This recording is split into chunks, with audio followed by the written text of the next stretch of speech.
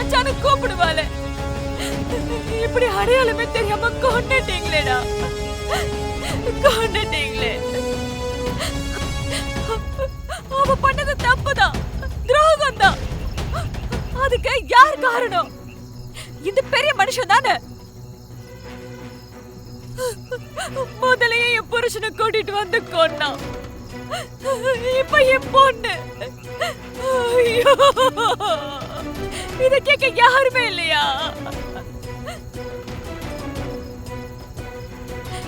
நீங்களாம் நல்லா இருப்பீங்களா? நாசமா போயிடுவீங்க, நாசமா போயிடுவீங்க.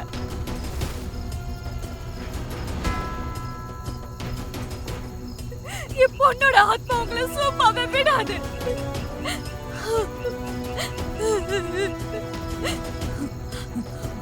மாறா, குடும்பமா சேர்ந்து என் பொண்ணை கொன்னுட்டீங்கல்ல.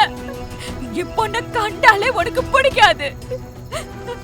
அதான் அடையாளம் தெரியக்கூடாதுன்னு பிளான் பண்ணி இப்படி பண்ணீங்களா? அவ அப்படி என்னடா கேட்டா?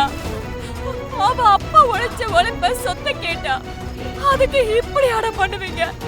தப்புதான், தப்புதான். அவ பண்ணதெல்லாம் தப்புதான். அதுக்கு உயிரோட விட்டுருக்கலாமே. இப்படி தீர்ந்துட்டீங்களே.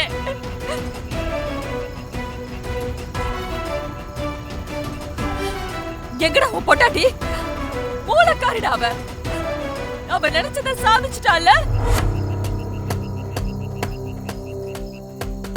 சார், என் பொண்ணு கொண்டது இவங்கதான். இவங்க யாரையுமே விடாதீங்க, அரெஸ்ட் பண்ணுங்க. என் பொண்ணுக்கு நீதி வேணும் சார். அவ சாவுக்கு நியாயம் வேணும் சார், நியாயம் வேணும். பாவீங்களா, இப்படி கொண்டுட்டீங்களே.